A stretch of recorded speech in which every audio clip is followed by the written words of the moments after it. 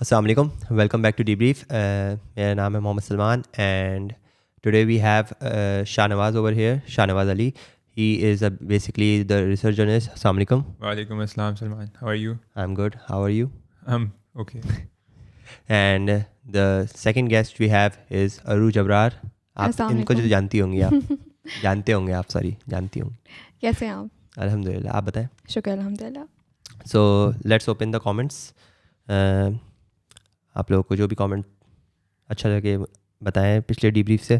तो मुझे एक कमेंट ये बहुत अच्छा लगा था जिसके अंदर लिखा हुआ था, you guys deserve 8 million subs, not 8.4K. I couldn't understand why it is not growing like wildfire. Thank you so much for the appreciation because we need your support for all this. So we are glad that you like our content, and since you like our content, make sure to subscribe and like. So आप लोगों को ये comment Afira की तारीफ आई है. अफीरा की तारीफ़ें चलती रहती हैं I वैसे just भी. want to bring that Afira up. is that person. या हाँ. उनकी तारीफ़ वैसे भी चलती रहती है चाहे आप कुछ भी कर लें. तो We all stand Afira. या Yeah. इसके अलावा there's a comment. Where is it? There's a guy who says कि 12 Rabi level can lead to religious polarization as Deobandi and Wahhabi groups start patronizing controversial religious events can be disastrous. So I kind of understand where you're coming from, but then again Pakistan में इतनी ज़्यादा मसले हैं कि any small chance of happiness that our people get should be capitalized on, I feel. And so I think that is that. Aruj? ठीक है. अच्छा, ख़याम के बारे में भी है. Aruj. Khayyam is like Sameer Singh ने ख़याम इज़ अ फ़नी गाय. ये तो आप ख़याम को देखते रहें तो आपको अंदाज़ा हो जाएगा कि ख़याम है कि नहीं. So I guess that's it from yesterday's debrief. हम क्या कहते हैं अब हमारे टॉपिक्स की तरफ चलते हैं. So let's start with the first topic. So Aruj, Which is what is up? Facebook. Facebook, yeah. So basically Facebook has recently announced that they will be rebranding the entire Facebook, जिसके अंदर उनका नाम change होगा, उनके शायद आगे logos change हो जाएं, पूरी और branding पूरी change हो रही है. rebranding होगी, and I think that will majorly affect them a lot. I don't know if it will affect positively or it will affect negatively, but there will be a certain response from the users around the world because there have been millions of billions of users on Facebook, and I think it needs a bit of rebranding, I suppose, because I've been using Facebook since 2006, but there was a thing about that कि मैं Facebook को इतना ज़्यादा अब use नहीं कर रहा. I am Same. only using Instagram or YouTube, that's it. वो उसका इंटरैक्टिव नहीं रहा है Yeah, Facebook. that's the point ना. तो अब उसके अंदर बात ये आ जाती है कि do you think that people will start not relating to it or resonating with it, कि वो कुछ अरसे बाद उसको भूलना शुरू हो जाएंगे because of the fact that they are not able to like memorize the like nostalgia नहीं आ रहा होगा वो जो Facebook के नाम से आता था. Do you think अच्छा, it will I think affect? सो कि अगर वो ब्रांडिंग वगैरह और सब कुछ चेंज कर रहे हैं तो उन्हें ऐसी चीज़ें इंट्रोड्यूस करवानी चाहिए जो ज़्यादा इंटरैक्टिव हों. बिल्कुल. क्योंकि देखिए मैं इंस्टाग्राम इसीलिए यूज़ करती हूँ कि मुझे फेसबुक पे नहीं Yeah. मज़ा आता यूज़ करने में, टू बी वेरी ऑनेस्ट. तो अगर ब्रांडिंग वगैरह और ये चीज़ें चेंज हो रही हैं और अगर वो इंटरैक्टिव करते हैं तो मे बी ऐसा हो सकता है कि हम फेसबुक के साथ ज़्यादा कनेक्ट हो जाएं. So we Maybe. Have to wait, I think so. I think it's a generational thing as well, right? Because अब Facebook अगर आप देखें तो a lot of people जो Facebook इस्तेमाल करते आए हैं अपने बचपन में, मतलब they have grown out of that age. ठीक है. तो अब हम देखें अगर तो a lot of the kids these days, Generation Z especially, are on Instagram and Snapchat and they call people who use Facebook, मतलब they consider them obsolete. उनको Yeah. वो बूढ़ा मानते हैं. लाइक ठीक ओल्ड है? एज वाला. हाँ, Yeah. तो वो फेसबुक के साथ एक वो अटैच हो गया connotation. I think that is also one of the reasons. Also Facebook app, the name of the Facebook app might not change. They changing the name of the company, parent Yeah. Company जो own करती है Instagram, ठीक है. WhatsApp. And I feel one of the reasons for that might be कि जो essence है फिर Instagram, WhatsApp वगैरह का, ऑक्यूलस वगैरह का, वो ख़त्म हो जाता है. ठीक है. अगर आप मतलब इफ़ यू मतलब हर, क्योंकि उनके स्टार्ट में फेसबुक का लोगो आता है. सही है. तो I think that is also one of the reasons they can rebrand. अगर इसको सही से प्ले करें तो मेरा ख्याल है एक ये बहुत अच्छा मूव हो सकता That's what है. I said ना कि it can grow out positively, it can grow out negatively. किसी तरीके से ऐसे ही है. जा क्योंकि अब सकता है. देखें जो लोग फेसबुक को, मैंने बताया इस तरह, अब क्या कहते हैं, जो लोग फेसबुक को ऑब्सोलीट कंसिडर कर रहे हैं इस वक्त, जी. अगर एक नया ऐप बन के सामने आ जाए तो क्या पता आपकी जनरेशन जी को जो ऑडियंस उनकी लूज हो गई है वो दोबारा रिटेन कर दोबारा- सकें. ऑल्सो आई फील लाइक कि इंस्टाग्राम और ये सारी चीज़ें इस वजह से ज़्यादा चल रही होती हैं बिकॉज ऑफ क्या कहते हैं यूट्यूब और जैसे इंस्टाग्राम के ऊपर वीडियो और फोटोग्राफी वाली जो चीज़ें होती हैं वो ज़्यादा आपको मतलब एम्फेसाइज करती है, मतलब वो आपको रिटेन करके रखती है उस ऐप के ऊपर, क्योंकि when we are scrolling there is like continuous feed आ रही होती है, उसके ऊपर अगर कैप्शन आ भी रहा होता है इट्स अ स्मॉल कैप्शन, वो पूरा का पूरा थ्रेड नहीं आ रहा होता जैसे फेसबुक के अंदर आ रहा होता है, जैसे पूरा इतना बड़ा कैप्शन लिखा हुआ तो वो पूरा का पूरा आ रहा होता है, इट कैन मतलब ईजिली बी रिप्लेस्ड। तो इस वजह से मुझे लगता है कि शायद वो इतना ज़्यादा ग्रो नहीं कर रहा। आई थिंक सो कि लोगों के पास टाइम कम होता है तो इंस्टाग्राम में आप जल्दी जल्दी स्क्रॉल या दैट्स द पॉइंट ना, और Instagram is the best place for memes. तो मीम्स के ऊपर आप ये समझ लें कि इवन दो फेसबुक के ऊपर भी वो चीज़ें आ सकती हैं, लेकिन फेसबुक हैज़ वो क्या कहते हैं, समझ लें एक तरह से वाइड स्क्रीन के ऊपर है ना, एंड वो एक स्मॉल स्क्रीन और वाइड स्क्रीन के अंदर फ़र्क क्या आ जाता है कि पीपल स्टार्ट मतलब उसके अंदर उनको कम चीज़ें कम देखने में ज़्यादा कंटेंट नज़र आ रहा है, तो वो ज़्यादा रेजोनेट कर पाते हैं मेरे हिसाब से इस चीज़ के अंदर। मुझे लगता है कि जो फेसबुक के जो आप पोस्ट बूस्ट करते हैं वो वाले सारे सिस्टम्स है वो ज़्यादा है। कोई भी बिज़नेस, क्योंकि मेरी बहन भी एक बिज़नेस कर रही है, तो वो भी उसने अगर कोई पोस्ट बूस्ट करवानी है तो वो चीज़ फेसबुक पे ज़्यादा अच्छी है। तो like business wise Facebook is good, but अगर इंटरेक्शन और वैसे आप उसको यूज़ करना चाह रहे हो तो आई think so Instagram is more better. ऊपर इंस्टाग्राम के साथ ये भी है ना कि अटेंशन स्पैन्स, हम आहिस्ता आहिस्ता जो हम सोशल मीडिया को ज़्यादा से ज़्यादा यूज़ करते हैं, हमारे अटेंशन स्पैन्स जो हैं वो फिर उस हिसाब से डिसेंसिटाइज होते जाते हैं, और हम अब कम से कम अटेंशन स्पैन वाली। आप देखेंगे पहले इंस्टाग्राम ने निकाली थी IGTV, ठीक है, वीडियोज़ आती थी, 1 मिनट की वीडियो आती थी, अब उन्होंने रील्स इंट्रोड्यूस करा दी हैं, वो छोटी से छोटी होती जा रही हैं, ठीक है। अब टिकटॉक क्यों हिट है, क्योंकि टिकटॉक की जो वीडियो होती है वो 10 सेकंड की होती है, ठीक है, वो मतलब आप जल्दी लोग जल्दी में इंफॉर्मेशन कंज्यूम करते हैं, it's a fast paced world, right.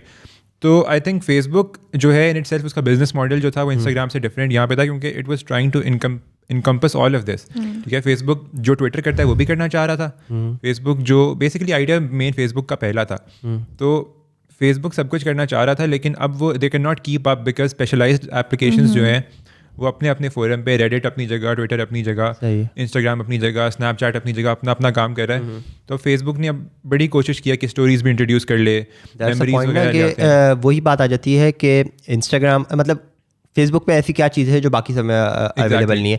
I think the only thing I use Facebook for is the messenger, उसके अलावा यूज़ नहीं करता हूँ, बिकॉज यूज़ नहीं करती हूँ। अच्छा, मुझे पता नहीं कि व्हाट्सएप का मैसेंजर पसंद नहीं आता, फॉर सम वियर्ड रीज़न मुझे व्हाट्सएप का मैसेंजर पसंद ही नहीं आता। मे बी इट्स बिकॉज क्या कहते हैं मैं 2006 से यूज़ कर रहा हूँ, maybe it's something else, but who knows. So I guess let's move on to our next topic, जो कि है अरूज। सो US एम्बेसडर पाकिस्तान में दोबारा से नॉमिनेट हुआ है 2005 के बाद, 2015, हाँ, आफ्टर 6 years। तो एक और अच्छा, अमेरिका में होता है कि प्रेसिडेंट नॉमिनेट करता है एम्बेसडर को, और फिर सेनेट उसको आगे से अप्रूवल देती है कि ये होता है। तो सेनेट जो है वो पाकिस्तान के लिए नॉमिनेट नहीं करी थी, सो आफ्टर 6 years अब पाकिस्तान के लिए एक एम्बेसडर नॉमिनेट हो रहा है।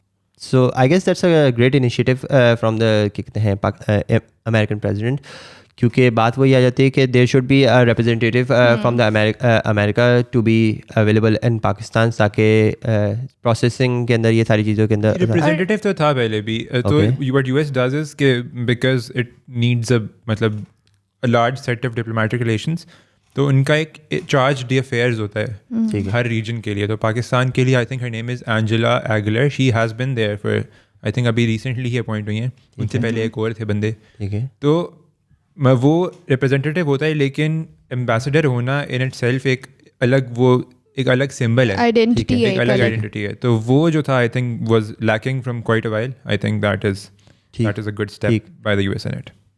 और पाकिस्तान में होता भी है ना कि फॉरेन ऑफिस जो है वो अपॉइंट करता है एम्बेसडर्स, और अमेरिका में डिफरेंट होता है, तो वो भी ये भी डिफरेंसेस और पाकिस्तान और अमेरिका के उसके अंदर। तो लेट्स सी अब क्या आगे चेंजेस आते हैं। So let's move on to our next topic which is cryptocurrency. So what's the news?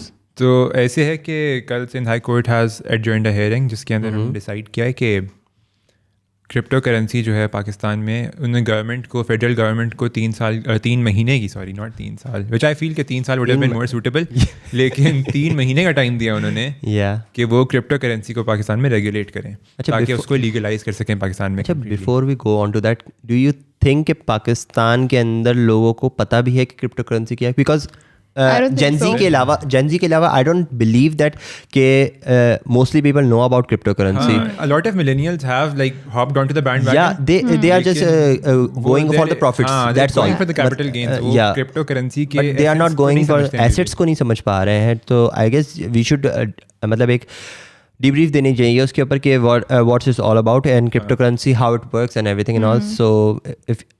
So let me start about that. कि cryptocurrency is basically a digital asset. It is basically a currency जो क्या कहते हैं आपकी क्या कहते हैं जैसे कि रुपया होता है. तो अगर उसको डिजिटली अगर हम लोग बनाना चाहें तो वो क्या कहते हैं क्रिप्टो करेंसी एक तरह से कहलाएगी. Just to give it a small brief about it. ठीक है. अच्छा, उसके अंदर होता ये है कि इट इज़ इनक्रिप्टेड. इनक्रिप्टेड का मतलब ये होता है कि उसके अंदर कोई एल्गोरिदम्स पीछे लगे हुए होते हैं जो उसकी बैक ट्रैक करने के अंदर आसानी हो रही होती है. बिटकॉइन इज़ द बिगेस्ट क्या कहते हैं crypto currency in the world. Bitcoin के अंदर इसका जो क्या कहते हैं एल्गोरिदम होता है वो SHA-256 होता है. तो उसके अंदर होता ये है कि जो आपने क्रिप्टो करेंसी आगे पीछे मतलब मैं अगर आपको ट्रांजैक्ट कर रहा हूँ और आपके थ्रू किसी और को जा रही है तो every single transaction is being मतलब डिस्प्ले हो रही है एक वेबसाइट के ऊपर जो हर किसी के पास डाटा मौजूद है उसका. तो ब्लॉकचेन के ऊपर वो हो रहा है. But no one can interfere between it क्योंकि ये मल्टीपल यूज़र्स के थ्रू क्या कहते हैं एक पेयर टू पेयर नेटवर्क बन के इसके थ्रू कनेक्ट हुआ होता है. तो मतलब इसके अंदर ये हो रहा होता है कि लेजर डेवलप हो रहा होता है. तो वो लेजर जब डेवलप हो रहा होता है तो उसके अंदर उसको बीच में इंटरफेयर करना या उसको चोरी कर लेना is hard, like a lot hard, क्योंकि इसके अंदर it takes a lot of computational powers. जैसे कि अभी आप लोगों ने सुना होगा लास्ट फ्यू ईयर्स के अंदर आप लोगों को ये न्यूज़ बहुत आ रही होगी कि GPUs बहुत शॉर्ट होने शुरू हो गए हैं. GPUs बेसिकली ये होता है it's a graphic processing unit. तो उससे होता ये है कि they are use for processing of the ledgers. तो लेजर्स जब उसके अंदर क्या कहते हैं प्रोसेस हो रहे होते हैं तो वो ट्रांजेक्शन्स बढ़ती जाती हैं. अच्छा, the more the bitcoins are being process the harder it becomes कि उनका लेजर सॉल्व होने में. तो एल्गोरिथम उसका हार्ड होता जाता है सॉल्व करने के लिए. अब बात यहाँ पे ये आती है since it's very hard to back track on it, मतलब उसके अंदर बैक ट्रैक करने के लिए आसानी है but you can not identify कि किसका अकाउंट किसके अंदर है. अच्छा, क्रिप्टो करेंसी को स्टोर करने के लिए यूज़ होते हैं वॉलेट्स. वॉलेट्स के अंदर आपके कॉइन्स आते हैं बहुत सारे. इथेरियम हो जाता है, रिपल हो जाता है, billions of they are like thousands of and millions of क्या कहते हैं क्रिप्टो करेंसी. मतलब the world is fulfilling with it. सारे coins हैं भी नहीं, tokens भी बीच में ही आते हैं. Yeah, crypto का part है. Yeah, it's a part of the world. तो अब बात यहाँ पे ये आ जाती है कि how are you going to backtrack it? क्योंकि there are you cannot take all the apps into your accounts and not just in 3 months.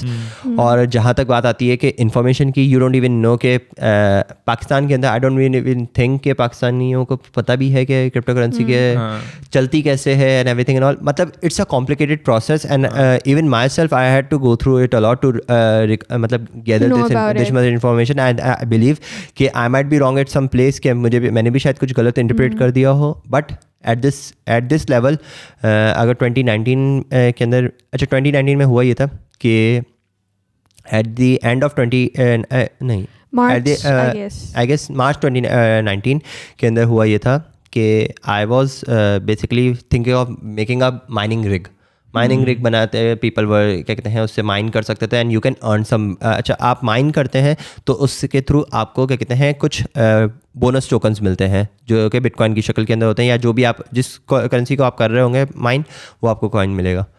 अच्छा, अब इसके अंदर इशू ये आता है कि 2019 के मार्च के अंदर द गवर्नमेंट अनाउंस कि पाकिस्तान के अंदर क्रिप्टो करेंसी बैन है फ्रॉम द स्टेट बैंक.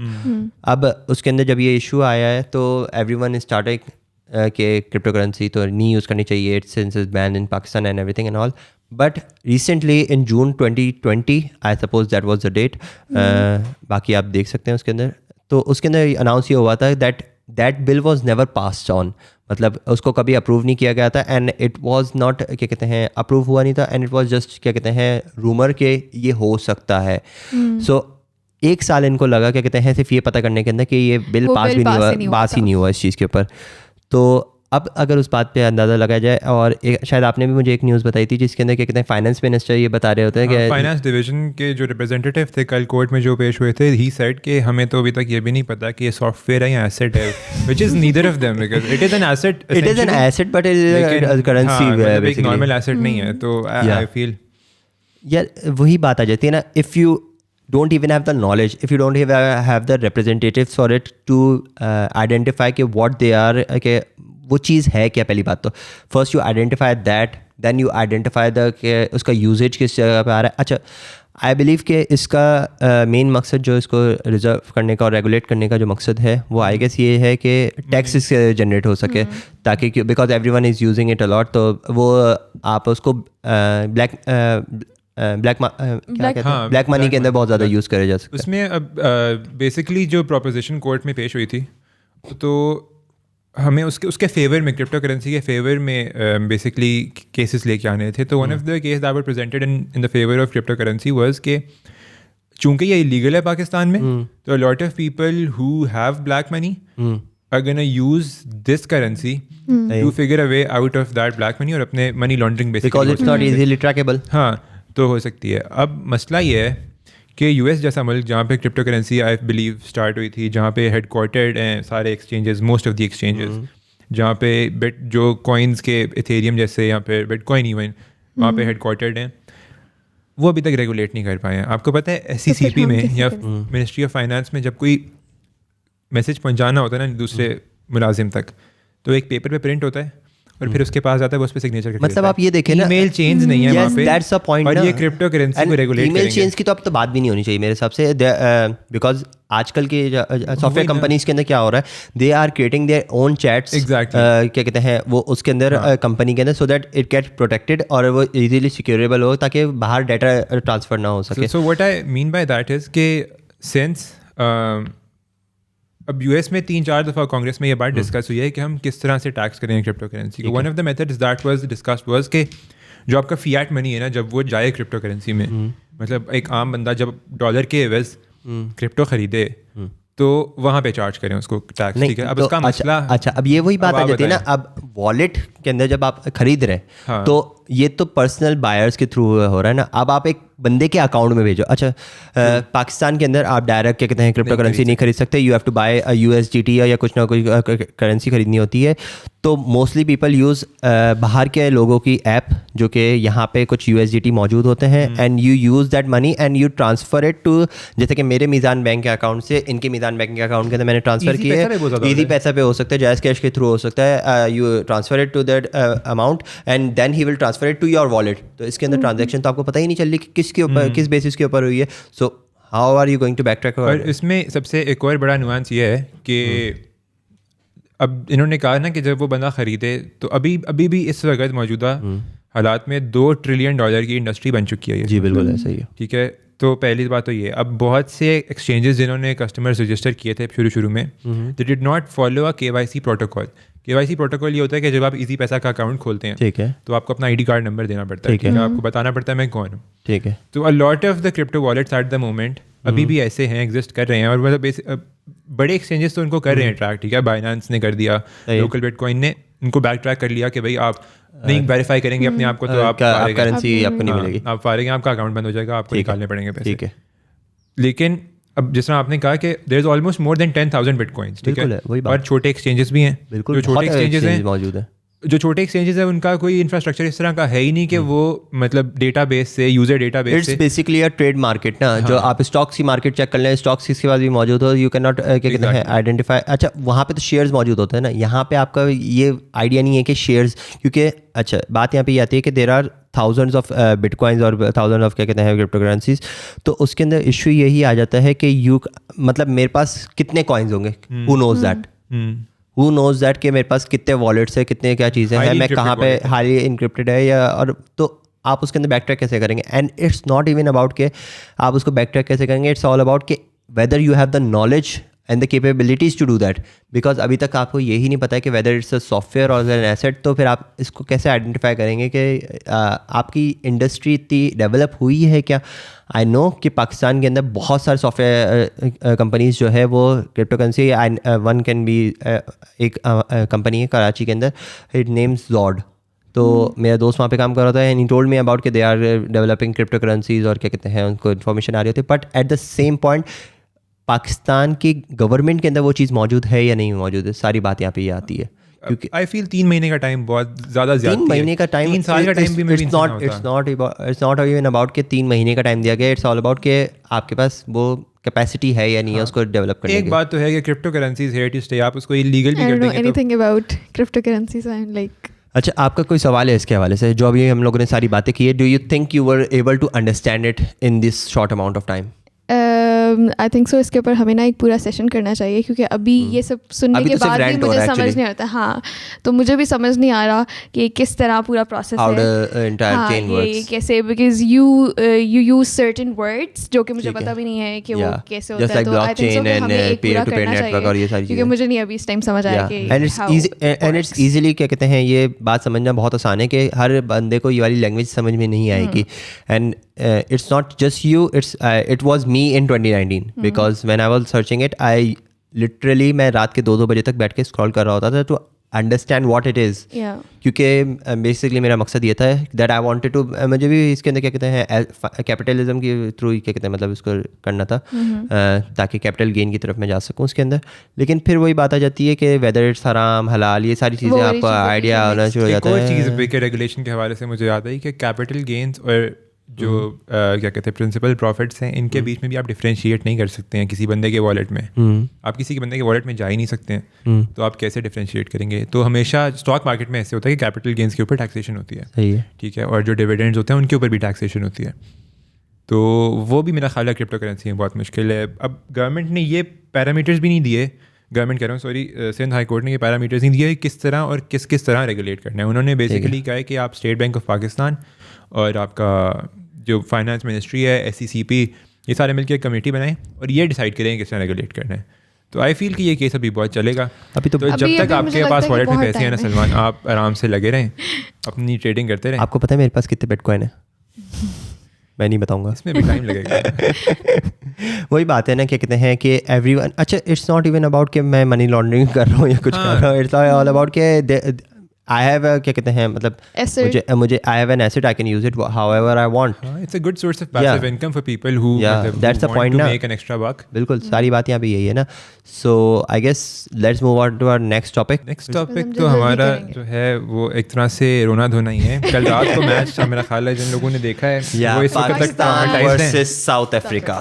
मैं तो अभी तक ट्रॉमेटाइज्ड हूँ भाई, मैं तो नहीं। आपने मैच देखा था पहले? मैंने मैच सारा देखा, पूरा देखा था मैच। मैंने मैच दराज की ऐप, मैंने मैच ऐप पे लगाया, सही, और मैं ड्राइव कर रहा था जब यहाँ से वापसी पे, तो मैं वो मैच लगा के जा रहा था, ठीक है, वो स्टार्ट हो चुका था, बाबर आजम आउट, मैंने कहा चलो कोई बात नहीं, रिजवान भी आउट हो गया, कोई बात नहीं चलेगा। अच्छा, बैटिंग अच्छी कर ली हमने, ठीक है, 187 खड़ा किया, जो आखिरी 3 ओवर्स में हमने किया। अच्छा, पहले before we went to the, क्या कहते हैं, स्कोर और की बात, तो पहले हम लोग स्क्वाड की बात कर लेते हैं कि स्क्वाड के अंदर UAE की जो पिच है नॉर्मली उसके अंदर स्पिनर्स के लिए बहुत ज़्यादा सूटेबल होती है, and we have so many spinners but we decided not to play them. नहीं, we actually warm up match का बेसिकली रूल ये होता है ना सलमान, कि आप ना बॉलिंग करा सकते हैं, आप मतलब आपके जो 11 लोगों में बॉलर्स हैं, आप उनसे ज़्यादा से बॉलिंग करा सकते हैं, आप अपने 15 मेंबर स्क्वाड में से बॉलिंग करा सकते हैं।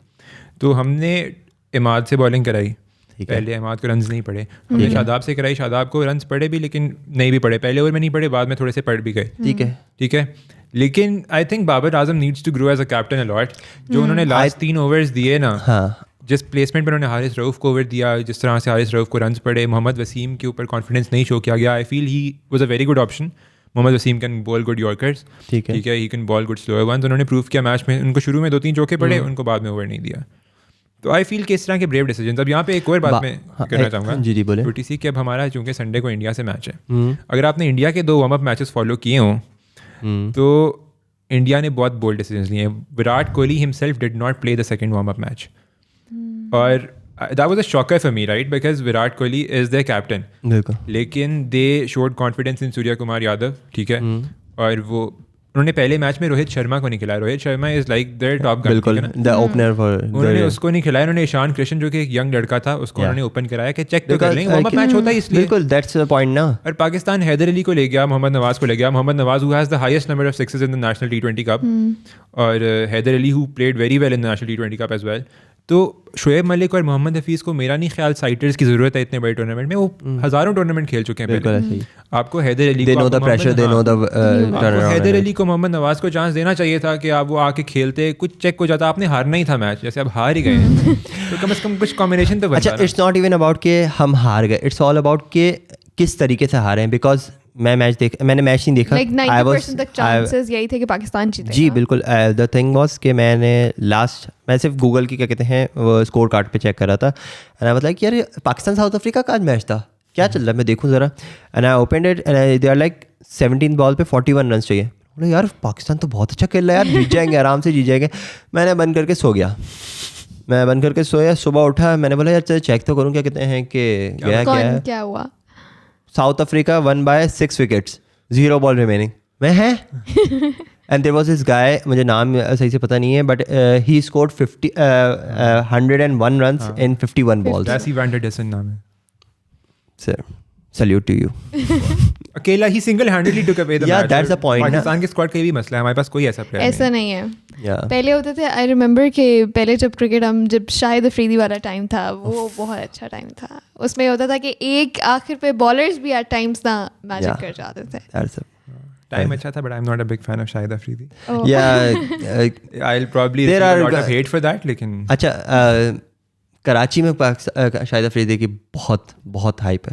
बिकॉज कराची के अंदर जब basically I am from Karachi university, तो कराची यूनिवर्सिटी के अंदर जब मैं क्या कहते हैं हमारा टूर्नामेंट मतलब एक इवेंट हुआ था जिसके अंदर हमारा मास कम्युनिकेशन का डिपार्टमेंट जो है वो शाहिद अफरीदी ने क्या कहते हैं पूरा बिल्ड किया था और क्या कहते हैं इनॉग्रेट किया था उसका. So he was at the place. तो there was a huge crowd for him. And not just from crowd pull तो है. बहुत ज़्यादा है. That's the point ना. और क्या कहते हैं, and he was a great performer when he was in playing as well. Yeah. Like not a great player, a great performer. Yes. A great performer, not a great player, not even a great captain. मैं ये कहूँगा, but he was a great performer because सारी बात यहाँ पे आती है that he could have changed the entire scenario of any game just by like that. तो फिर वही बात आ जाती है कि how like we need those performers in our team. अब मेरा ख्याल है जो क्वेश्चन एट हैंड है वो ये है कि अब इंडिया से आपका मैच है तो हम क्या करने वाले हैं उसमें. क्योंकि इस वक्त इंडिया के स्क्वाड का जो मसला है वो ये है कि ये हमारे पास 15 प्लेयर्स हैं, इनमें से कौन से 4 बिठाने हैं. पाकिस्तान का मसला है कि ये हमारे पास 15 प्लेयर हैं, इसमें से कौन से 11 खिलाने हैं. मेरे इसके ऊपर एक बात यहाँ पे आती है कि पाकिस्तान और इंडिया का जब मैच हुआ है, अच्छा अब ये ना सोचेगा कि अगर पाकिस्तान अगर हार जाता है तो वो चैम्पियंस ट्रॉफी वाला शायद सीन हो जाए वापस से. कभी कभी होता है वो, लेकिन शायद हो जाए, हु नोज़. लेकिन अगर हम लोग इंडिया से हारते भी हैं ना, सो अच्छा अभी मौका वाले जिसने ऐड देखा है ना उसको पता है क्या कहते हैं कि कितनी जली हुई है सबकी. क्योंकि मौका ऐड इज़ जस्ट बहुत अच्छा मार्केटिंग कैंपेन है. So I guess that's it from today's debrief. I hope you enjoyed the episode. बाकी there are 2 points that I need to raise. First is that कि हम लोग अपने क्या कहते हैं सोशल लिंक्स नीचे डालना शुरू कर दिए हैं, Twitter and Instagram. So if you want to follow any of us you can go ahead and follow us. And another thing was that we are putting our emails in the क्या कहते हैं description. तो उसके अंदर आपको क्या कहते हैं if you want to be a part of debrief you can be a part of debrief. There will be a certain criteria क्या कहते हैं कि what do you want to talk about and everything and all. So we'll look into that, but we are hoping कि we get the messages as much as we can, and we are hoping to see it forward. So I guess that's it from today's debrief. Thank you Shahnawaz bhai, and thank you Aruj for being part of the show, and thank you for watching, and Allah Hafiz. Hafiz.